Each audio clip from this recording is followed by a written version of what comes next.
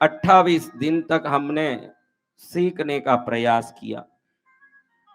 मैं तो कथाओं को मात्र कथा नहीं मानता, क्योंकि ये कथाएं हमारे जीवन में बहुत कुछ चीजें भरती है। आपको अपने पूरे जीवन में जितना संस्कार के प्रति श्रद्धा और विश्वास के प्रति दृढ़ता प्राप्त यहाँ हुआ होगा इस 28 दिन में, 28 जन्म में नहीं हुआ होगा, ये मैं कह सकता हूं। ये कथाओं का परिणाम है।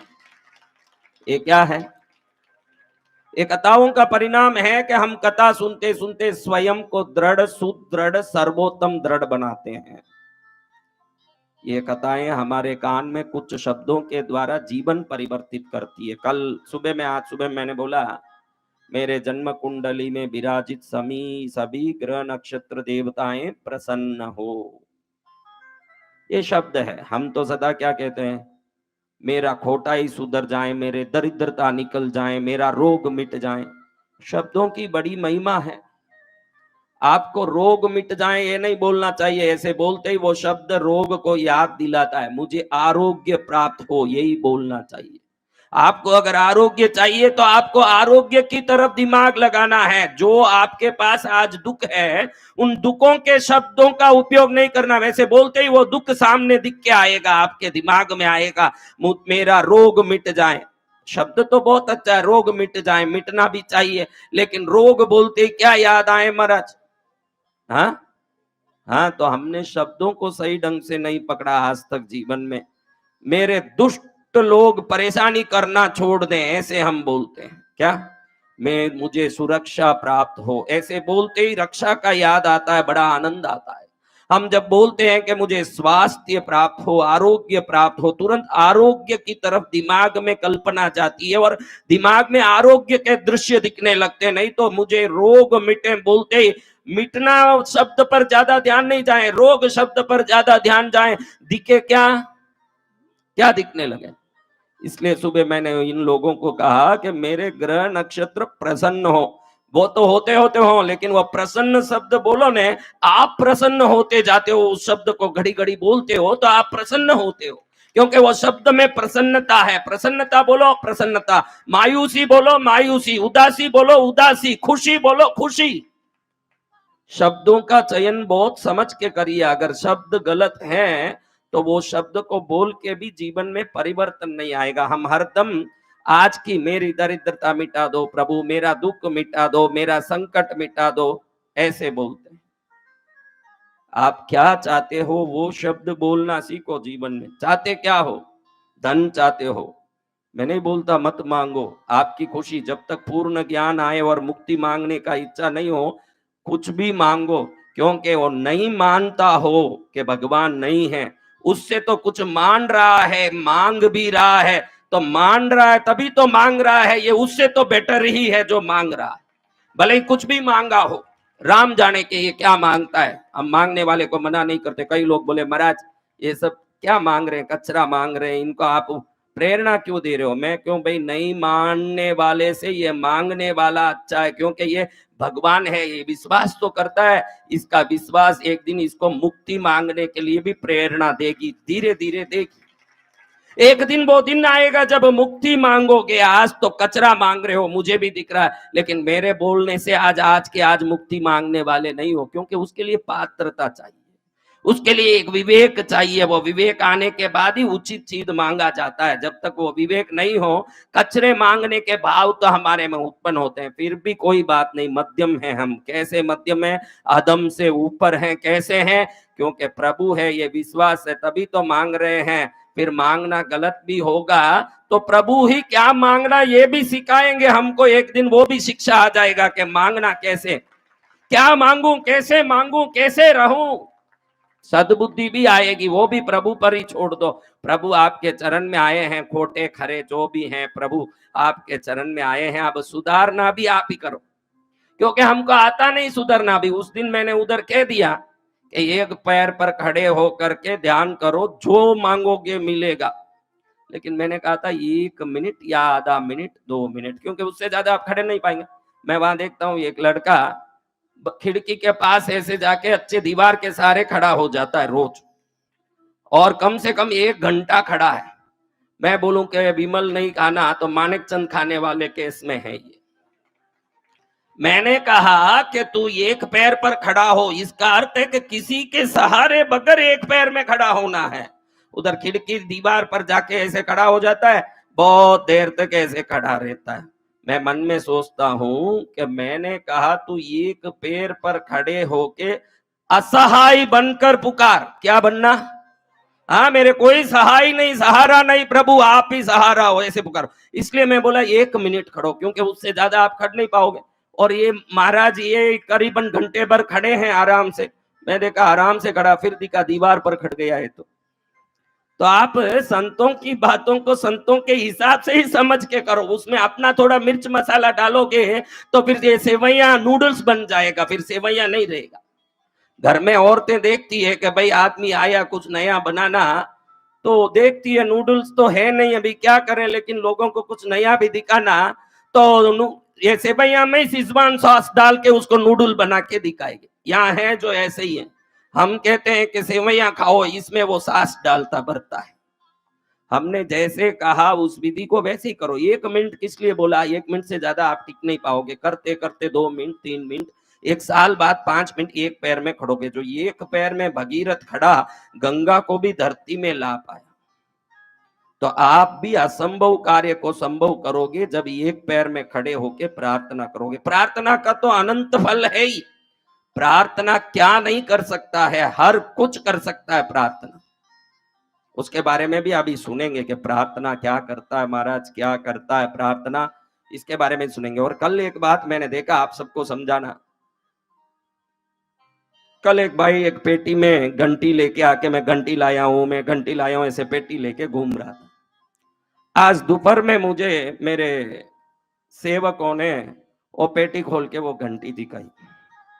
कोई भी चीज आए लोग मुझे दिखाना जरूरी समझते हैं कि ये कहाँ लगेगा, क्या है। मैं ज्यादा देखता नहीं, पड़े रहते चीजें। लेकिन वो घंटी लिखा, डब्बी से खोल के ऐसे दिखाया। मैंने देखा घंटी में उनका नाम, गांव सब लिखा हुआ था। 2 चीजों से हम नाम लिखते हैं। एक तो भक्ति से कि हमारा नाम प्रभु के चरण में हो, इस भाव से भी लिखते हैं। दूसरा, मेरा नाम यहाँ हो, ये भाव से भी लिखते हैं। अब दोनों तरफ से देखिएगा। आपको एक खास बात बताऊं, अगर उन्होंने दिया, अभी देखो मैं आपको बोलता हूं 10,000 रुपया देके जा 5 किलो घंटी ले आ भाई, ऐसे बोलता हूं, आप घंटी ले आए, उसमें आपका नाम लगाओगे? क्यों नहीं लगाओगे? हाँ, तो पैसा देने वाली ईश्वरी है, पैसा देने वाली भगवती है। मैं उस पैसे का मालिक नहीं हूं। ये भाव आने के बाद आपका नाम नहीं आएगा। ये भाव आ जाए कि भाई ये पैसे सब उसके हैं, ये मेरा है, कहीं ना कहीं खोपड़ी में ये बात है कि ये मेरी चीज है, मैं दे रहा हूं। तो कौन होता नालायक माँ को देने वाला? मेरे तीर्थ में कहीं किसी का नाम नहीं दिखा सकते हो। इसको रोज डांटता हूं, धन्यवाद बोलना बंद कर, फिर भी वो अपनी तरीके से बोलेगा, बहुत तरीके से, कि भाई धन्यवाद बोलना तो नहीं चाहिए, फिर भी ट्रस्ट की तरह। अरे ट्रस्ट कौन सा है, कौन सा ट्रस्ट है? उसका पुण्य उस धन्यवाद से खत्म होता है, ये मैं जानता हूं न। 2 प्रकार से ही पानी जाएगा। यहाँ 1 लीटर पानी है और जाने के 2 रास्ते हैं। इधर से क्यारी है जहां पौधे चल रहे हैं, और इधर से कीचड़ है जहां जाके वो पानी मट्टी में बेकार हो जाएगा। और 1 लीटर पानी ही है, या तो वो धन्यवाद के रास्ते में जाके खत्म हो जाएगा, या पुण्य के रास्ते में जाके जीवन में सुख प्रदान करेगा। 2 काम साथ नहीं होगा। अगर धन्यवाद बोल दिया तो उसमें उसका पुण्य खत्म हो गया, अगर कुछ नहीं बोला तो वो पुण्य उसके घर में आरोग्य, सुख, धन, वैभव बनेगा। शास्त्र में जानू नहीं कैसे होगा धन्यवाद। आप एक चीज को 2 जगह उपयोग नहीं कर सकते, आप एक ही जगह उपयोग कर सकते हो, 2 जगह उपयोग नहीं कर सकते। इन मूर्खों को पता नहीं है, इसलिए वो धन्यवाद भी मांगते हैं ना, नाम भी बोलने के लिए चिट्ठी भेजते हैं। वो नाम बोलते ही उनका 1 किलो बादाम का पुण्य खत्म। मैं जानू ने वो बात। तेरे पास 2 रोटी है, या तो तू खाएगा या भिखारी को देगा, कि तेरे दया आने से 2-4 हो जाएंगे। तो पुण्य का भी अपना एक मात्रा है। वो पुण्य किस जगह लगाते हो आप? मैं तो शास्त्र की बात करता हूं, इसलिए दुनिया को अच्छा भी नहीं लगे। भाई तेरी खुशी तुझे अच्छा नहीं लगता होगा, लेकिन मैं तेरे भले के लिए बोलता हूं कि ये 400 लोगों में न 4000 लोगों में न 4 लाख लोगों में तेरा नाम आ जाए, वो चिंता मत कर। तेरे नाम में इतनी ताकत और प्रकाश भगवती की कृपा से आ जाए कि बिना नाम बोले ही दुनिया तेरा नाम लेने की कोशिश करे, वो कर। नाम कोई बोल के क्या तेरा नाम हो जाएगा? मोदी जी बोल रहे हैं क्या मेरा नाम लो, नाम लो? अमिताभ बच्चन बोल रहा है मेरा नाम लो, नाम लो। अंबानी बोल रहा है मेरा नाम लो, नाम लो। उनकी हैसियत से नाम लिया जाता, किसी के नाम लेने से नाम नहीं लिया जाता, वो उनकी हैसियत से लिया जाता है। आप हैसियत इतना बढ़ाओ कि मुझे आपका नाम बोलने के लिए मजबूर होना पड़े। नाम क्या बुलवाते हो? ना ही बोलना, घंटी में नाम लिख के लेके आ गया। अब जिंदगी भर घंटी बजाओ, उसका नाम पढ़ो। अरे तेरे नाम पढ़ने लोग मंदिर में आते हैं कि भगवती का नाम पढ़ने कोई यहाँ आया है? और तेरा नाम पढ़ता खड़ेगा, 1 मिनट भी उसमें वेस्ट हुआ तो तूने मंदिर में कोई दोष लगाया है। मैं तो ऐसे ही समझता हूं। आया हुआ माँ के सिवाय, गुरु के सिवाय और इष्ट के सिवाय किसी में दिमाग नहीं लगाना चाहिए। संतों के चरण से भगवान के चरण तक पहुंचने के लिए मंदिर बने।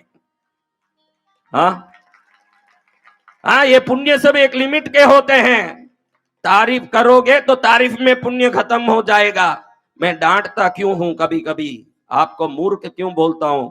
मैं मूर्ख बोलूं ना, आप समझ लो कि मेरे में ज्ञान की कमी है, तो दुनिया आपको कभी मूर्ख नहीं बोलेगी, आपकी तारीफ करेगी। हाँ, गुरु के शब्दों में शास्त्रों का सहमति है। गुरु वो कहते हैं या आईना दिखाते हैं कि जिसको देख के आप बाजार में जाओ तो कोई आपको कलंकित नहीं कहना चाहिए। बाजार के लोग आपकी तारीफ करें, गुरुकुल में वही शिक्षा मिलेगी जिससे आपको दुनिया में प्रशंसा मिले। यहाँ खूब प्रशंसा हम कर लेंगे, 1 किलो आधा किलो, तू 100 ग्राम द्राक्ष दे के रोज नाम पढ़वाता है, तू 100 ग्राम की द्राक्षी से यहाँ क्या चक चक करवा रहा है नाम का? तू तो दुनिया तेरा नाम ले, ऐसे पुण्य कमा के वो अपने आप ही नाम ले, तू काई का नाम लेवाता है? 100 ग्राम दे दिया, 200 ग्राम दे दिया, और नाम रोज पढ़ो, उसको पढ़ो। मैं तो कहता हूं पढ़ो, ये पद्धति है मंदिरों की, स्थानों की। मैंने कब मना नहीं किया, कभी मना किया नाम पढ़ने से? पढ़ते ही हो ना। फिर भी मैं चाहता हूं कि जितना गुप्त करोगे तो जितना फायदा होगा, इतने प्रकट में करोगे तो कोई फायदा नहीं होगा। गुप्त का फायदा बहुत बड़ा है। तुम गुप्त दो या नाम से दो, पड़ेगा तो माँ के कुंड में। कहां पड़ेगा? तो वो उधर ही जाएगा, माँ समझ लेगी कि किसने भेजा है। दुनिया को दिखा के क्या करोगे? ये तुम्हारा नाम बोल के भूल जाएंगे, क्योंकि इनको तुम्हारा नाम से पड़ा नहीं है। माँ को बिन बोले भी वो तुम्हारा नाम याद रखेगी, वो तुम्हारी माँ है। दुनिया बोल के भी भूल जाएगी। तुम भले ही प्रशंसा करो, इतना ही खूब प्रशंसा की। इन लोगों ने नाम सुना ना, कितने नाम पढ़े, रोज 100 नाम 200 नाम। किसी को 2 नाम बोलने बोल, फिर देखता हूं तू नाम पढ़ा वो सार्थक हो गया। किसी को किस लिए पढ़ा? जब इनको कोई याद ही नहीं है एक नाम का। कोई उठ के 2 नाम बोलो, उठो देखू मैं। किसी की ताकत है, 2 नाम बोलो। अपने बोल लो तो अलग बात, किसी पड़ोसी की बोल के दिखाओ। जब तुमको नाम याद ही रखना नहीं है तो काई लिए ये चक चक करता है बैठ के? नाम महामाई रखेगी अपने आप याद, क्योंकि उसको अपने बेटों का नाम याद रखना है, दुनिया को बोल के भी रखना नहीं है। दुनिया भी किसने नाम लिया भाई? 2 नाम लो, लो 1 लाख रुपया देता हूं, लो। कल जो नाम लिए 2 नाम लो, उठो उठो। यहाँ बैठे हुए याद नहीं रख रहे हैं तो क्या यूट्यूब में कोई याद रखेगा? हाँ, ये परंपरा बनाओ। हम तो परंपरा से दूर हैं, शास्त्र से निकट हैं। हम परंपरा के नहीं हैं, हम किसी परंपरा से पैदा नहीं हुए, हम शास्त्र के करीब हैं। शास्त्र पुराण क्या कहते हैं वो करना है।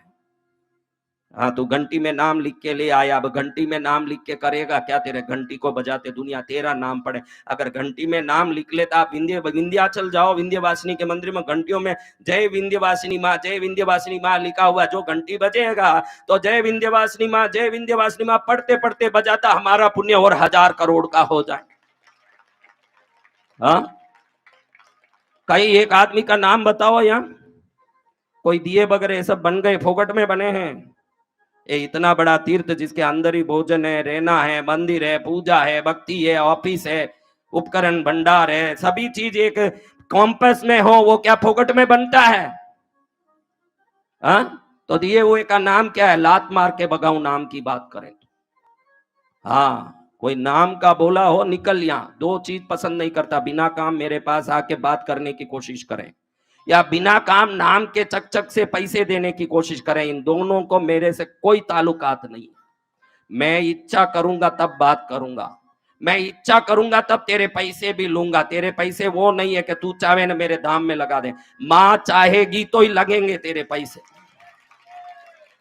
वरना एक कोड़ी भी यहां लगने वाला नहीं है। जा यहां से, नाक ऊंचा करके आया, ऊंचाई करके जा, यहां तो झुक के आएगा, उसके लिए मां। इतने दिन से कार्यक्रम चल रहा है, किसका मैंने कोई नाम लिया ना कोई निशानी। आपने देखा होगा, चुपचाप भगत बैठ जाता है ना, हवन हो जाता है, बस पूछता भी नहीं हूं, क्योंकि हम क्या पूछे महाराज। माँ का ममता इतना है कि वो आपको लाड लड़ेगी, और जहां आप यहां से विनयवान बन के विवेकवान बन के जाओगे, यहाँ का विनय दुनिया में यश बन के तुम्हारे सामने प्रकट होगा। हम वो चाहते हैं। मैं उस रास्ते में नहीं जाऊंगा जहां दुनिया जा रही है। आप कुछ भी समझ लो, ट्यूबलाइट के ऊपर नाम लिख के देता है, ट्यूबलाइट के ऊपर नाम लिखा, वो लाइट ही उजाले के लिए, उसके ऊपर पूरा लाल पेंट से नाम लिख लिया, मानक चंद, पिता चुनी राम, पोता डागू राम, पोती शीला, बेटी कन्या पऊ, पूरा ऊपर लिख दिया। अब ट्यूबलाइट में 20% ही उजाला आ रहा, 80% तो नाम लिखा हुआ है। ट्यूबलाइट ही 45 रुपए का, कितने का? 25 रुपया देके नाम लिखाया उसने। कितना? हाँ, फिर वो लगे तब इसके नाम कोई पढ़ो। सब नाम से दूर रहो, भूख से दूर रहो, ये सब पीड़ाओं से दूर रहो, इतने विनयवान बनो कि वो विनय से सफलता कैसे मिलती है तुम देखो। जीवन में सफलता तो सद्गुणों से ही मिलेगी, पापियों को मिलने वाली नहीं है। और आप बोलोगे कि बड़े बड़े पापी अरबोंपति बने हुए हैं महाराज, हमने देखा बड़े अरबोंपति घूम रहे हैं गुंडे, उनका मौत देखना कितनी दयनीय है। उस मौत को आमंत्रित करने के लिए ये गुंडे परेशान हो रहे हैं, तू देख लेना। सदगुण व संस्कार रहेगा तो मौत भी तेरा उत्सव बन जाएगा, देख लेना, एक दिन उत्सव बनेगा तेरा मौत। मरते समय 100 लोग साथ चल रहे हैं और रोते हैं, मजा आएगा मौत में भी। और मरते समय 1000 लोग ऐसे करें कि भाई अच्छा हुआ गया, नालायक अच्छा हो गया, तो उनके कोई जो जिन्होंने लूट लूट के कसोट के इकट्ठा किया हो, उनके लिए कोई रोएगा? हाँ, तो उनका उदाहरण मत बताओ। उनका मौत भी एक सजा है और पुण्यवान का मौत भी एक उत्सव है। आप उनको मत देखो, आप अपनी बुद्धि से तोलो खुद को, संस्कार बढ़ाओ। अभी 28 दिन से क्या सुन रहे हो? अपना गुण बढ़ाओ, संस्कार बढ़ाओ, इतना बढ़ाओ कि कल्याण हो जाए। गुरु वाणी से कल्याण होना, क्या होना? हाँ, खारा लगे तो लगे, जा यहां से, नहीं चाहिए मेरे को, जा, कोई फिक्र नहीं है, आना मत, चल। हाँ, किसी की चिंता करता हूं, मर के भी नहीं करूंगा किसी की चिंता। शास्त्र की चिंता करूंगा, धर्म की चिंता करूंगा, सनातनता की चिंता करूंगा, 2 कौड़ी के लोगों की चिंता करने वाला नहीं। जाना हो तो जा तू, मेरे पास तो सद्ज्ञान ही मिलेगा और कुछ नहीं मिलेगा। तेरी इच्छा हो तो रहना, निकल यहां से। मेरे पास चापलूसी नहीं होगी, मेरे से प्रशंसा नहीं होगी, मेरे द्वारा तेरी दुनिया में प्रशंसा हो सके ये ताकत मिल सकता है, ये होगा। मेरा रास्ता पकड़ लिया, बताया हुआ, तो दुनिया में हर आदमी तेरा तारीफ करेगा, इसको कोई रोक नहीं सकता। हाँ, उल्टे रास्ते चलोगे क्या मिलेगा? सत्संग की महिमा, संत वाणी की महिमा। हमारे श्रमण भगवान महावीर स्वामी 24वें जैन धर्म के तीर्थंकर हुए। उस समय राजगृह में एक बड़ा भयानक चोर हुआ, इतना कुख्यात था उसकी चोरी से कि दुनिया उसको देख के घबराए। अब ये बूढ़ा हो गया, कितने भी बड़े काम किए हों भाई, बुढ़ापे में क्या कर पाए, बेटे को बुला के कहा भाई आगे से तू संभालना, अब तो मैं जाने वाला हूं, लेकिन अपना काम अच्छा चलना चाहिए, दुनिया जैसे डर रही है वैसे डरे, ऐसा काम कर। लेकिन सावधान, एक चीज से बहुत सावधान रहना, कभी जीवन में किसी संत के पास मत जाना। अगर भूल चूक से किसी गली में जा रहा है ना, कोई संत सत्संग कर रहा है, तो ध्यान से कान में उंगली डाल लेना, क्योंकि उसका एक शब्द भी तेरे में पड़ जाएगा तो मेरा अनुभव कहता है कि फिर तू खोटा काम करना बंद कर देगा। इसलिए भूल चूक के भी संतों के पास मत जाना। तो ये जो बेटा हुआ उसका नाम रोहिणेय हुआ। रोहिणेय शास्त्रों में इसका वर्णन है, कल्याण पुस्तक में, सनातन पुस्तक में इसकी बहुत तारीफ से ये कथा बताई है। ये जैन धर्म की कथा है। अब ये रोहिणी चोर है, बड़ा कुख्यात हुआ, बाप से भी दुगुना। हाँ, भयंकर वहां वहां घुस के चोरी करना, लफड़ा करना, दुनिया भर के सभी प्रकार के उपद्रव करना। पूरा राजकारणी इसको ढूंढ रहा है कि रोहिणी को पकड़ लो तो कल्याण हो जाए। उसके ऊपर रिवार्ड भी रखा गया, सम्मान, इसको पकड़ के देने वालों को इतना इनाम दिया जाएगा। एक बार कहीं कोई कुछ चोरी कर रहा था, उस समय चोरी करते करते इसको सिपाहियों ने पकड़ा। ये छट करके हाथ छोड़ के छूटा, दौड़ा, इतना वेग से दौड़ा कि सिपाही पीछे रह गए, आगे चले गया। दौड़ते दौड़ते लगा कि अरे कोई बोल रहा है। देखे तो श्रमण महाज्ञानी भगवान महावीर लोगों को उपदेश दे रहे हैं कहीं बैठ के। बड़ी भीड़ लगी है, देवता उनका चावर डोल रहे हैं। देवताओं ने एक बहुत बड़ी सभा रचाई है जिसको समूह शरण कहते हैं। उस सभा में बैठ करके वो ये जो पार्श्वनाथ जैसे तीर्थंकरों की सबसे बड़ी महिमा है। देखो अभी हम ऐसे बैठ के बोल रहे हैं क्योंकि मैं भी कमजोर हूं, आप भी सामने स्थूल शरीरी हो तो एक दिशा में ही देख सकते हो। लेकिन ये तीर्थंकरों की जब उपदेश होता है तो देवता उनके चारों दिशा में रूप बना देते हैं, हर दिशा में बैठ के उनका ज्ञान दुनिया ले सकता है। इतने ताकतवान पार्श्वनाथ जैसे तीर्थंकर, कहीं भी बैठ जाओ वो दिखेंगे। पूर्व में बैठो, उत्तर में बैठो, दक्षिण में बैठो, पश्चिम में बैठो, किसी दिशा में बैठो एक भगवान दिखेंगे। एक भगवान असली है, तीन भगवान प्रतिबिंब है, चारों बोलते हैं एक साथ, एक जैसे होठ हिलाते हैं, चारों बोलते हैं। ये पार्श्वनाथ की इतनी बड़ी महिमा कि किसी भी दिशा में कोई उनके ज्ञान लेने से वंचित नहीं रहता। वो उनकी करुणा कि कहीं भी उनको मुझे नहीं देखा, कोई पछताना नहीं चाहिए। अब वो ज्ञान दे रहे हैं, ये वहां से दौड़ रहा है। पिता का वचन याद आया। क्या था पिता का वचन? बताओ क्या था? सत्संग में मत जाना, अगर कोई दूर से जाना भी पड़े तो इसने कान में उंगली डाल ली। बाप ने बोला था कान में उंगली डालो, डालो नहीं तो धंधे में खोट पड़ जाएगा।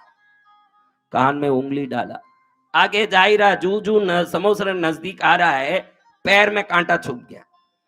अब दौड़ेगा नहीं तो पीछे सिपाही पकड़ लेंगे।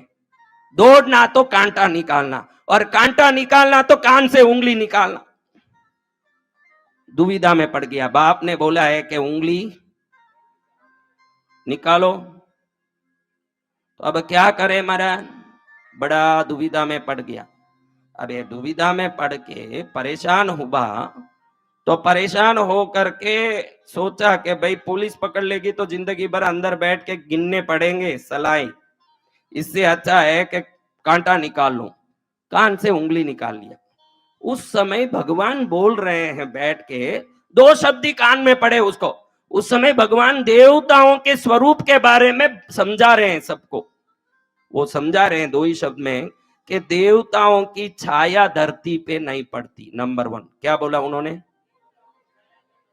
देवता पलक नहीं झपकाते, देवता पलक नहीं झपकाते। दूसरा बोला, तीसरा बोला देवों का पैर जमीन से ऊपर उठा रहता है। ये तीन बात ही सुना, जब तक कांटा निकाल के वापस उंगली डाल लिया कान में और दौड़ा, कहीं इसका कान में न पड़ जाए आवाज। कभी आप व्रत करना चाहते हो, पूजा करना चाहते हो, कृष्णगिरी जैसे मंदिर आना चाहते हो और नहीं हो रहा है तो समझना कोई पाप आपको रोक रहा है। और आप नहीं आना चाहते हो तो भी जबरदस्ती कोई भेज रहा है तो समझना पुण्य ही लोला ले रहा है जोरदार। हाँ, उस दिन तो बोलने बोला तो एक ने माइक उठा के बोला, मैं बड़े आश्चर्य में पड़ गया, मेरे आने का मन नहीं था। वो स्पष्ट बोला ये शब्द, मेरे आने का मन नहीं था, मेरी बहन ने भेजा है। तेरी बहन क्या भेजेगी रे मूर्ख, उसकी क्या ताकत है, तेरे पुण्य ने भेजा के जा, तेरा मन हो ना हो तू जा भाई जा, तेरा कल्याण हो। हाँ, हमारा पुण्य ही अच्छी जगह भेज सकता है, हमारा पाप ही हमको दुख दे सकता है कि नहीं। तो अब देखिए महाराज, ये भाग गया, कितना ही भागा, पकड़ाया। पकड़ाने के बाद सिपाहियों ने पकड़ लिया, पूछे कि क्या है, कौन है तू। मुंह खोलने तैयार नहीं, अगर मुंह खोले तो पुरानी पूरी हिस्ट्री बतानी पड़े, और सब दूसरे साथी चोरों ने सब चीजें बांट ली, आज तक चोरी हुई, लेकिन ये पकड़ाया तो इसको देना पड़ेगा सब चीज। तो ये सोचा बोलूंगा तो बड़ा तकलीफ पड़ेगा, ऐसे सोच के कुछ नहीं बोला। उस समय सैनिक महाराजा के पुत्र अभय कुमार जी मंत्री थे, बड़े होशियार थे। वो बड़े समझदारी से अपने लोगों को कहा कि इसको बेहोशी की दवाई दे दो, और जब ये उठे तो पूरा देवलोक जैसे वातावरण करो, तुम सब देव जैसे वेश कर लो और बोलो कि देवलोक में आ गया तू, अब तो मर के, अब तू कौन है बता, तू देवलोक में आनंद ले, अपना बात बोल देगा। अब इसको पूरा बेहोशी देके सुलाया ना, देवलोक जैसे एक महल बनाया, पूरा बादल बादल जैसे धुआं करे, नीचे से एकदम मखमल की गद्दी लगाए, देवियां जैसी दासियां वेश कर ली, देव जैसे आदमी वेश कर लिए, बड़े रूपवान बन के। जब बेहोशी टूटी तो देखता है कि देवता देवियां केसरिया बर्फी कलाकंद रबड़ी पेड़ा इमरती बालूशाही लाडू बुंदिया मोती पाक जलेबी रसगुल्ला दाल मोट पकौड़ी कचौड़ी भुजिया पापड़ चीवड़ा बड़ी साग सांगरी का बाजरी का खींचड़ा, देवलोक में पूरा माल भरा हुआ है। क्या भरा हुआ है? बहुत माल भरा हुआ है। ये ऐसे देखा तो ये एक बाई आई, बाई मैं बोल रहा हूं, एक कन्या, ऐसे कन्या एकदम लावण्य रूप से आके इसके सामने खड़ी होके ऐसे पंक्ति झेलते झेलते, आपको हमारा प्रणाम, आपने देवलोक में आपका प्रादुर्भाव हो गया है, आप देवों में सर्वश्रेष्ठ हो गए, हम सब देवी देवता आपका स्वागत करते हैं। हम सब जिज्ञासु हैं कि आखिर आप पिछले जन्म में क्या थे, हम वो जानना चाहते हैं, आप थोड़ा बताएं। क्योंकि वो बताएं कि मैं चोर था, रोई नहीं तो तुरंत पकड़ के हथकड़ी पहनाए, इस हिसाब से पूछा जा रहा है। ये सोचा अरे देव बन गए, फिर तो हजारों साल यहाँ आनंद लो, देखो ये रसगुल्ले में केसर पिस्ता डाला हुआ है, अपने तो राजगृह में तो खोटा रसगुल्ला मैदे का बनता है, ये तो बहुत बढ़िया बना है, इसको खाओ। ऐसे सोच के ही देखा, देखा देवी आंख टक टक कर रही है। क्या कर रही है? देवी आंख टंग टंग कर रही है। तुरंत इसने पैर देखा, पैर भी जमीन से चिपका हुआ है। तुरंत याद आया कि महावीर स्वामी दो शब्द कहे, एक तो छाया जमीन पर गिरेगी नहीं, है तो छाया पड़ रही है इसकी लाइट से उधर पीछे, और इधर जमीन से टिका हुआ इसका पैर, और आंख भी टक टक कर रही है। और भगवान ने बोल दिया कि देवताओं का पलक झपका नहीं, पैर नीचे लगता नहीं, छाया पड़ती नहीं, ये तीनों ये डुप्लीकेट देवता है। उसने, ये कौन है? तो वो बोलता मैं पिछले जन्म में बहुत बड़ा साधु था, बहुत पुण्य किया, बहुत भक्ति किया, इसलिए अब मैं देव बना हूं। देवी देवता एकदम आश्चर्य में पड़े, तो कुछ बोल नहीं रहा। तब उसने, अभय कुमार वहां खड़े थे, उनको बोलता है मैं जान लिया कि मुझे पूर्व इतिहास पूछने के लिए आप सब देव वेश किए हो, भले ही आप अभी मुझे दंड दीजिए, क्योंकि एक क्षण में मेरा मन परिवर्तित हो गया। मैं अभी ये सोच रहा हूं कि खाली कान की उंगली निकालने मात्र से पड़े हुए शब्द से मुझे बहुत बड़े दंड से बचने का एक उपाय मिल गया, तो उन संतों की कथा में ही बैठ जाता तो मेरे जीवन में कितना कल्याण नहीं हो जाता। तो अब मुझे चोर नहीं रहना है, अब मुझे चोरी नहीं करना है। आप दंड दो तो मैं कारागृह में रहूंगा, छोड़ दो तो मैं साधु बन जाऊंगा।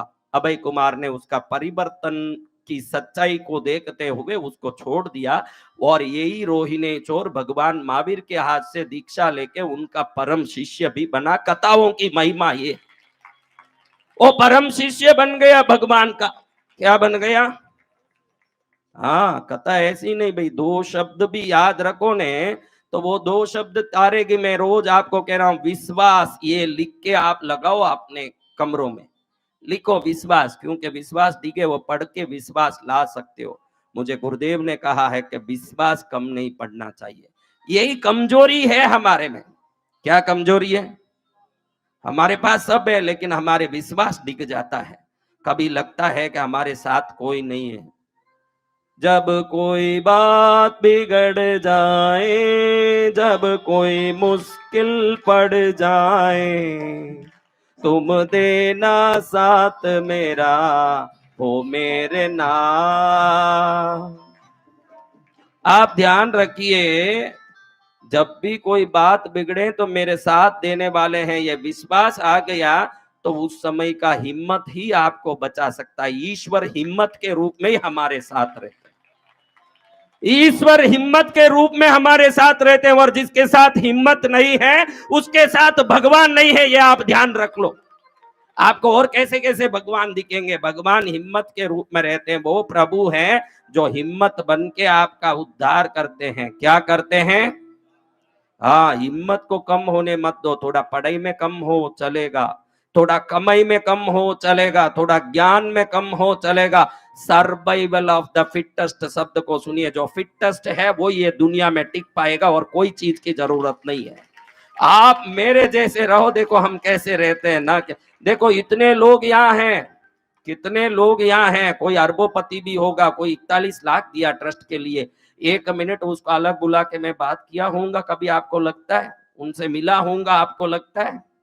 या इन किसी को बुला के कल सुबह मंच पे ऐसे बोलना भाई तू, ताकि प्रभाव पड़े, ऐसे कभी इनको मिलके एक इंस्ट्रक्शन दिया होगा? एक कार्यक्रम होने के बाद इस 28 दिन में 1 मिनट इनमें किसी को, ये संगीतकार को, के ये पैसे वालों को, के अरबोपतियों को 1 मिनट में अलग से कोई बोल सकता है?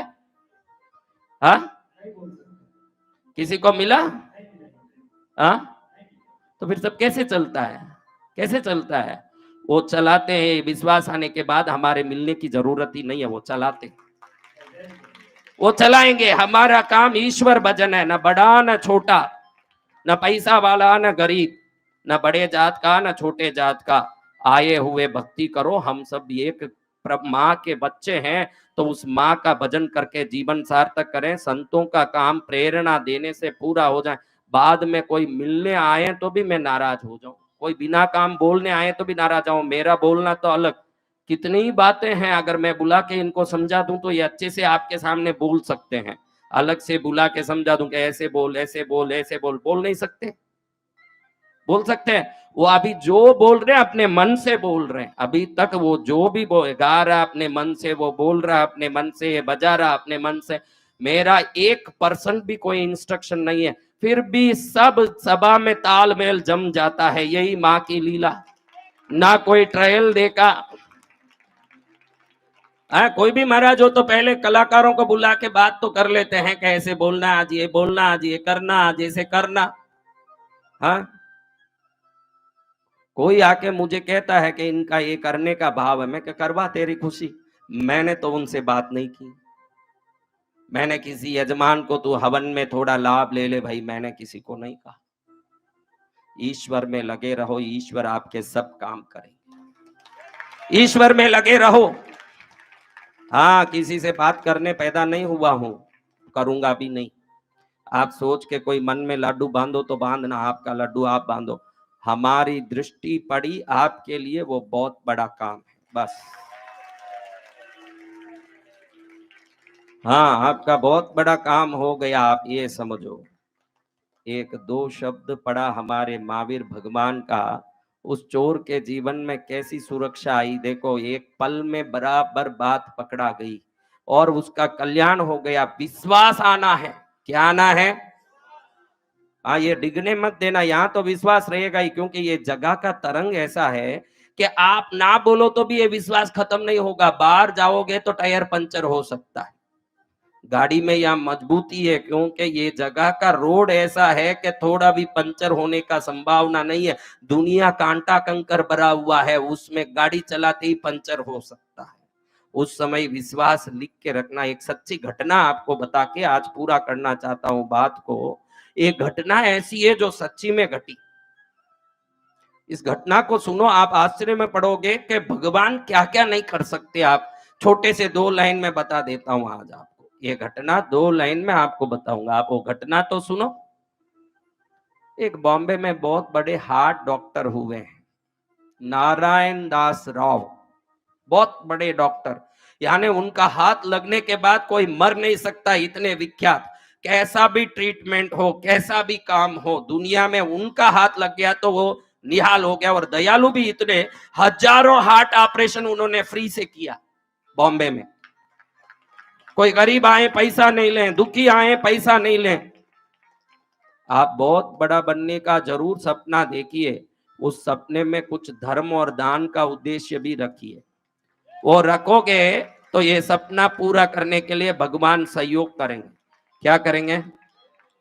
हाँ, भगवान अपने आप सहयोग करेंगे कि ये कुछ करना चाहता है, कर लें। एक आपको मैं बोलता हूं, एक मां रसोई बना रही है, काम में लगी हुई है, पति उधर से खाना लाओ चिल्ला रहा है। हाँ, समझो इस बात को। एक औरत व्यस्त है, पति उधर बाहर बैठ के खाना लाओ कर रहा है। ये अगर काम छोड़ दे तो रसोई में कुछ जल सकता है, कुछ बिगड़ सकता है। इसको देख के उसकी बड़ी बेटी कहती है, मां मैं परोस देती हूँ। उसने परोसा बाप को, बाहर रोटी डाली, चावल डाला, दाल डाला, सब्जी डाली, सब डाला। बाप तृप्त खाया। किसका काम पूरा हुआ आप बताइए, मां का के बाप का? मां बोलती है, अच्छी बेटी है तू, मेरी लाडली बेटी है, तूने मेरा सहयोग किया। ऐसे पेट बाप का भरा है और मां धन्यवाद देती है। तो इस दुनिया में किसी का भी काम करो ना, तो भगवान व्यस्त है इसलिए मुझे करना चाहिए, ऐसे सोच के करो। सामने वाला तारीफ करे कि नहीं, मां करेगी तारीफ आपकी। समझ रहे हो ये बात? ऐसा ही है ये, समझ आ रहा है बात? पेट बाप, तो बाप को ही कहना चाहिए ना कि बेटी तूने मेरा पेट भरा, परोसगारी की। माँ क्यों कहती है कि मेरे व्यस्तता में तूने सेवा किया, धन्यवाद है। ईश्वर भी बहुत व्यस्त होगा, कितने ही काम है उसके पास, मेरा ईश्वर व्यस्त है, पुरोसगारी इस दुनिया की मुझे करनी है, ये सोच के करो। दुनिया वाला तारीफ करे या ना, खाने वाला बाप करे कि नहीं, देने वाली माँ जरूर आपकी तारीफ करेगी। ये सोच के करो अपनी भक्ति। भक्ति में एक रंग आना चाहिए। अच्छे संतों के पास जाओ, उनकी सेवा करो, कथा सुनो, उपदेश सुनो, ज्ञान लो। जहां रहते हो, क्यों कृष्णगिरी तो रोज नहीं आ पाओगे, कोई कृष्णगिरी पास में नहीं है। तुम जहां से आए हो कृष्णगिरी 2 दिन 3 दिन लगेगा आपको आने। तो जहां पास में संत हो, जाओ, कुछ 2 अच्छे शब्द सुनो, सेवा करो, भक्ति करो। डॉक्टर साहब को कोलकाता जाना था बॉम्बे से। कहां जाना था? कलकत्ता जाना था। मेडिकल काउंसिल में इनका एक आर्टिकल रिलीज हो रहा है, उसको वहां पढ़ के बताएंगे कि नए तरीके से बाईपास सर्जरी कैसे हो सकती है। पहले बाईपास सर्जरी थी नहीं उस जमाने में, तो नई तरीके से बाईपास सर्जरी कैसे हो सकती है, इस पर एक आर्टिकल वो खुद अपना लिखा हुआ वहां पढ़ रहे हैं। ये बहुत इंपॉर्टेंट है, कोई डॉक्टर हो तो वो समझें कि मेडिकल कॉन्फ्रेंस में एक आर्टिकल पढ़ना, यानी कोई 6 आर्टिकल छपते हैं पूरे वर्ल्ड में, तो उसमें एक इंडिया का है, तो ये अपने आप में ही बड़ा भाग। तो डॉक्टर इधर से निकल करके एयरपोर्ट में फ्लाइट पकड़े। सच्ची घटना बता रहा हूं आपको, कहानी नहीं है, इसको कहानी समझ के मत सुनिए। एयरपोर्ट में फ्लाइट में बैठ गए, फ्लाइट निकली, उन्होंने अपने ब्रीफ केस चेक कर लिया कि लिखा हुआ लेख वगैरह सब बराबर है, ये है वो है। जैसे ही निकले ना, वातावरण बिगड़ने लगा, ऐसे जोर से तूफान आने लगा, गड़बड़ होने लगी कि फ्लाइट को आगे जाने में बहुत मुश्किल पड़ गया। रास्ते में ही दूसरे एक एरोड्राम में गाड़ी को उतार दिया। बोल रहे हैं कि अब गाड़ी तो कल परसों जाएगी, या जब वातावरण ठीक होगा तब जाएगी। अब गाड़ी यहाँ खड़ी है, यात्रियों के लिए यहाँ पास में होटल की सुविधा, खाने की सुविधा सब दी गई है एयरलाइंस की तरफ से। अब ये चिंता में पड़ गए कि ऐसे वातावरण में क्यों ये गाड़ी यहाँ खराब होके खड़ी हो गई, तो मेरा तो काम बिगड़ जाएगा। अगर कल मैं जाके आर्टिकल नहीं पढ़ो तो जर्नल में ये प्रिंट नहीं होगा, और प्रिंट नहीं होगा तो वर्ल्ड मेडिकल जर्नल में जाने वाला मेरा आर्टिकल रुक जाएगा। कलाकार को उससे मिलने वाले पैसे से भी, हुनर वालों को उससे मिलने वाले पैसे से भी उससे मिलने वाला जो नाम है उसका जरूर एक मन में चिंता होता है। ये सोचता है कि अब क्या करूं, तुरंत सोचा कैसे भी अगर यहां से निकलता हूं तो 18 घंटा तो कोलकाता जाने में लगेगा, फिर भी धक्का मार के जाऊं, एंड टाइम में भी पहुंच जाऊं। एक टैक्सी लिया कि टैक्सी वाले को कलकत्ता चलो। अब अचानक कोई टैक्सी वाला कैसे जमे, कैसे ही जमाया, बेटा है बस चल जल्दी चल, बीच में रुकना नहीं, चाय पीना नहीं, रुकना नहीं, खाना खाना नहीं, रातों रात पूरा गाड़ी चलाना। अब इतना वातावरण बिगड़ा हुआ है, गाड़ी लेके वो जा रहा है, एक 4 घंटा गया होगा, बाद में देखो तो वह रास्ते से छूट करके कहीं दूसरी जगह घुस गया। क्या घुस गया? अब वहां अंदर जा रहा है, इसको पहले तो लगा ये तो कोई कलकत्ता का रास्ता कोई ऐसे गली में आता है, वो तो बहुत बड़ा हाईवे होगा, ऐसे कैसे होगा। फिर देखो तो एकदम 60-70 किलोमीटर अंदर आ गए। भयंकर बारिश, तूफान, वृक्ष ऐसे हिल रहे हैं जैसे चुड़ैल हिल रही हो, भयंकर घबराहट हो रहा है। डॉक्टर साहब सोचे तो अब तो ये गाड़ी कहाँ जाएगी, नीचे देखो तो दलदल कीचड़, कभी गाड़ी फंसे, कभी गाड़ी परेशान होवे। ये सोचे कोई कीचड़ में फंस गई तो यहाँ धक्का मारने वाले भी नहीं, वहीं फंसे रहेंगे। ड्राइवर को बोला जाने दो भैया, हम रास्ता भूल गए हैं, वो कोई अंदर आगे 60-70 किलोमीटर बाहर निकल के कोलकाता का रास्ता पकड़ के तो पहुंचना ही संभव नहीं है। कुछ दुर्भाग्य समझो, अब तो वापस निकलने का देखो, कहीं घर हो तो देखो वहां गाड़ी रोक के थोड़ी देर रेस्ट कर लेते हैं, फिर सुबह निकल के वापस जाएंगे। देखा तो एक झोपड़ा जैसा एक घर है, घर जैसा घर। उस घर के पास गए, डॉक्टर साहब सोचे इसमें तो बहुत कमरे भी नहीं होंगे, छोटा घर है, या अंदर रहने जगह मिलेगा कि नहीं। दूर दूर तक दूसरा घर नहीं है, दूर दूर तक कोई घर नहीं है। और एकदम विचार करके सोचते हैं एक ही छोटा घर है, जो भी रहते होंगे हम थोड़ी देर अंदर बैठ जाएंगे। रात के करीब 1 बजे होंगे, और ये 1 बजे रात में खटखट दरवाजा खटखटाए, एक औरत ने दरवाजा खोला। ये अंदर आए, वो बोले कि बरसात में फंस गए माता जी, हम थोड़ी देर अंदर बैठ सकते हैं क्या? घर छोटा है साहब, इधर आप देख लीजिए, फटी चटाई है, आप बैठ सकते तो बैठे। एक चटाई बिछाया, उसमें बैठाया, ड्राइवर भी अंदर बैठ गया। चाय लाऊं साहब आपको? थोड़ा सा चाय लाके डॉक्टर साहब को उसने बना के दिया, चाय पिया, बैठे रहे। देख रहे हैं कि ये औरत अंदर बैठ के रात में 1 बजे एक फोटो रखी हुई है देवी की, उसके सामने बैठ के रो रही है। ये सोचे 1 बजे ये क्या रोती होगी, रोने का भी कोई टाइम होता, अभी काय का रोती है। तो डॉक्टर साहब को बड़ा आश्चर्य लगा। डॉक्टर साहब पूछे भाई क्या रो रही हो, क्या है? तो वो कोने में जो पलंग पड़ा है हुआ, उस पर एक लड़की पड़ी हुई है। उस लड़की को दिखा के ये माता जी कहती है साहब ये मेरी बेटी है। इसको अचानक जोर जोर से श्वास फूलने लगा, कोई अलग ही शिकायत होने लगी, चक्कर आने लगा। फिर लोकल में ले जाके दिखाया तो इधर के लोगों ने कहा कि इसके छाती में 10 बड़े बड़े होल हो गए। तो फिर हम इसको लेके यहाँ पास के बड़े शहर में गए, तो उन्होंने बोला यहाँ इसका कोई ट्रीटमेंट नहीं होगा, 3 महीने जिंदा रह सकती है और 3 महीने में इसका खात्मा हो जाएगा। अगर इसको बचाना तो कम से कम 15 लाख रुपया खर्चा होगा। तो 15 लाख हो तो तुम बॉम्बे जाओ, वहां नारायण दास राव करके एक डॉक्टर है, वो बचा सकते हैं तेरे को, इस बच्ची को, और कोई नहीं बचाएंगे। फिर मैंने सोचा साहब मैं तो कोई खेत खलियान वाली भी नहीं है, सुबह उठ करके मूंगफली बेचने जाती हूँ, रोज कम से कम 2-3 रुपए का धंधा होता है, उसमें 8 आना 1 रुपया मिलता है, पूरे दिन उसमें गुजारते हैं। 15 लाख तो इस जन्म में क्या, मैंने 100 जन्म में नहीं देखा होगा साहब। फिर मैंने अपने गुरु के चरण में जाके, जो गंगा किनारे बैठे रहते हमारे महाराज, उनको बोला, तो उन्होंने बोला तू विश्वास क्यों हारती है, 15 लाख नहीं हो तो क्या, माँ तो तेरे साथ है, तू काई ली, तू उसको पुकार, वो रास्ता करेगी। तो मेरे दिमाग में ये बात बैठ गया साहब। उस दिन से आज 15 दिन हो गया, रात दिन सोती नहीं हूँ। डॉक्टर का बोला हुआ 2.5 महीना निकल गया, अभी ये 15 दिन ही बचा है आगे। तो मैं 15 दिन से, मेरे गुरु ने कह दिया कि विश्वास मत हार, तो मैंने सोच लिया अब ना नींद लूंगी ना चैन पड़ूंगी, माँ को पुकारूंगी कि कैसे भी वो नारायण दास राव को मेरी बात पहुंचा दे, तू उसको पहुंचा दे कि मेरी बेटी दुखी है और उस बेटी को ठीक करने के लिए कुछ रास्ता काट माँ। ऐसे मैं पुकार रही हूँ साहब, कौन है वो नारायण दास राव, बॉम्बे कैसा है, कितना बड़ा शहर है, हम तो छोटे गांव के करीब है साहब, हम तो कुछ नहीं जानते, लेकिन मैं माँ को जानती हूँ, आज 15 दिन से उसको पुकारती हूँ, इतना ही विश्वास है कि मेरा आवाज वो डॉक्टर तक पहुंच जाएगा। डॉक्टर कहता मैं ही वो डॉक्टर हूं जिसको माँ ने फ्लाइट रिपेयर करवा के, गाड़ी रिपेयर करवा के, हर असंभव काम को संभव करके तेरे पास पहुंचाया है। अब मैं मानता हूं कि मेडिकल जर्नल में मेरे आर्टिकल छपने से भी माँ ने क्यों रोका, क्योंकि तेरी बेटी की जान माँ को मेरे किताब से ज्यादा प्यारा लग रहा है, इसलिए तेरे तक माँ ने पहुंचाया है मुझे। थोड़ा विश्वास रख लो इस जीवन में।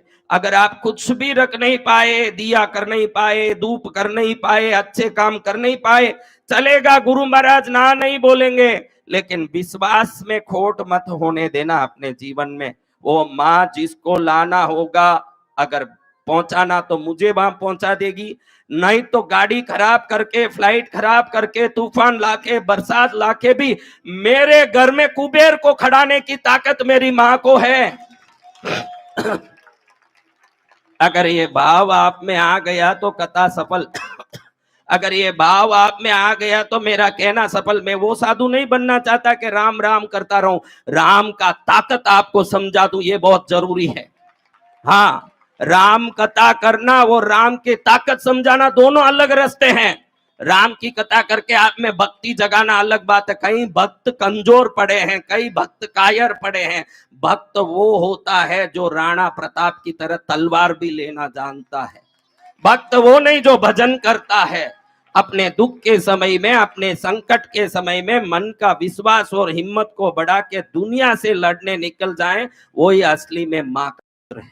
बाकी सब मूर्ख जो बैठ करके रोए दुनिया में कि मेरे को ये तकलीफ है ना, मेरे को ये दुख है ना। मैं बहुत, कोई भी देखो, मैं सबसे ज्यादा कब हंसता हूँ, आज आपको बताऊं, कोई आके मेरे पास कहे कि मैं सबसे दुखी हूं, उस समय मैं सबसे ज्यादा हंसता हूं। मुझे वो इतना मजाक लगता है, क्योंकि इस जन्म में नहीं, अनंत जन्म में कितने पत्नी, कितने बच्चे, कितने बाप, कितने माँ, कितना दुख, कितना सुख, इसके सिवा और कुछ देखा ही नहीं। अगर पर्दा उठाओगे तो देखोगे कि करोड़ों माँ न करोड़ों बाप न करोड़ों दुख न करोड़ों सुख, इन सबको एक पानी का बुलबुले की तरह समझोगे तो हमारी आत्मा भक्ति में अपने आप ही मजबूत हो जाए, फिर कोई कमी नहीं आए। मुझे तो हंसी आती है कोई दुख की बात बोले, मैं दुखी नहीं होता, क्योंकि मैंने देखा है दुख भी टिकने वाला नहीं है। किसका दुख टिका है? हम जिंदगी भर दुखी होते तो हंसे कैसे फिर भाई महाराज? आप खुद को बोलते हो मैं बहुत दुखी हूं, तो मुंह में हंसी कैसे आता? दुखी व्यक्ति को हंसी आएगा? अब सब हंसते बैठे हैं यहाँ, इसका अर्थ है कि दुख में भी ढोंग है न सुख में भी ढोंग है। तो ऐसे ढोंगी भावनाओं को क्यों लें, भक्ति भावना में जीवन बिताएं। दुख में अगर सच्ची ताकत है तो आपको हंसी कैसी आए? कोई दुख थोड़ा कमजोर दुख है, असला दुख आ जाए भाई, एकदम भारी दुख आ जाए, कोई हंसेगा? अभी मैं एक हंसी की बात बोला, हंसोगे कि नहीं? फिर दुख भी दुख नहीं है। आपको हंसने जितनी ताकत ईश्वर ने दिया है तो जरूर सुख दिया है भगवान ने, दुख नहीं दिया। आप हंस रहे हो, हंस के मुझे कह रहे हो कि मैं दुखी हूं, कैसे मानूं आपको कि आप देखो सब हंस रहे, सब खुश हैं, सब हंस रहे हैं कि हाँ महाराज हंस रहे हैं, हम लोग हंस रहे हैं। ऐसे ही हंसते रहो, यही है, ऐसे ही हंसते रहो, अपने जीवन में हंसते रहो। ये दुख चीजें, ये बातों को निकाल करके कहीं ऐसे फेंको कि आत्मा में आनंद आता रहे। क्या आता रहे? हाँ, निंदा चुगली की भाव हो छोड़ दो, बिना काम की फालतू बात करो ही मत। कोई सीखने में मन लगाओ, आपके पास मोबाइल है, गूगल है, व्हाट्सएप है, यूट्यूब है, कोई अच्छी बातें सीखो, कुछ एक नया लैंग्वेज सीखो, नई भाषाएं सीखो। हम सब ऐसे कलाकारों को देखते हैं, आपको मैं बताऊं, 20 साल से वही गाने गाते हैं, 25 साल हो गए वो वही गाने गाते हैं। मैं तो मजाक के लिए कह रहा हूं, लेकिन वो सीखना चाहे तो रोज एक गाना सीखे तो 365 गाना गा सकते। वही गाए जो गाए, जोत जले जोत जले। अरे वो तो यहाँ जलेगा ही, तेरी गाड़ी चले वो जरूरी है, जोत जले न गाड़ी चले, ये दो ही चाहिए। खाली जोत ही जले, खाई जले जोत, वो तो यहाँ जलेगा। ये तीर्थ में 40 जोत जल रहे हैं, एक जोत नहीं। आज से वो गा 40 जोत जले, 40 जोत जले, एक जोत नहीं, 40 अखंड जोत जलने वाला विश्व में एक तीर्थ है। कितने?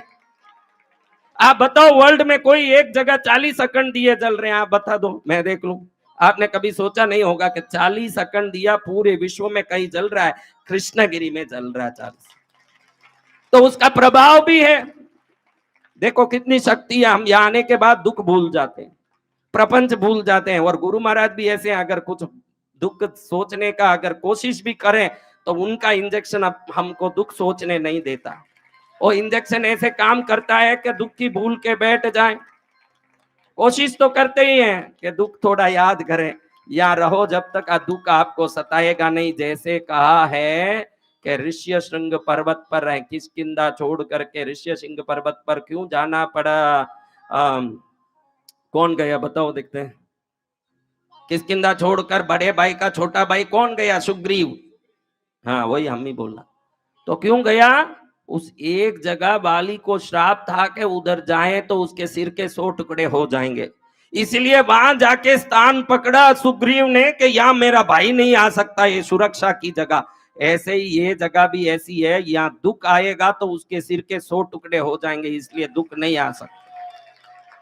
ये किष्किंधा से श्राप प्राप्त जगह जैसा यहाँ भी दुख को श्राप मिला है। दुनिया में तू कहीं भी जा सकता है, अगर कृष्णगिरी में प्रवेश किया है दुख तो तेरे 100 टुकड़े हो जाएंगे सिर के।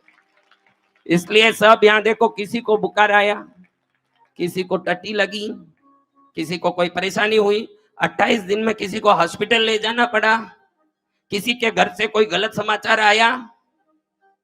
कैसे हो सकता? क्योंकि दुख को यहाँ श्राप मिला हुआ, यहाँ नहीं आ सकता। यहाँ तो अच्छी चीजें आती है, सब बैठे हैं भाई, शाम को कोई बेंच में बैठ के हवा खा रहा, कोई मंदिर में आरती कर रहा, लेकिन सबका मन प्रसन्न है। क्या है?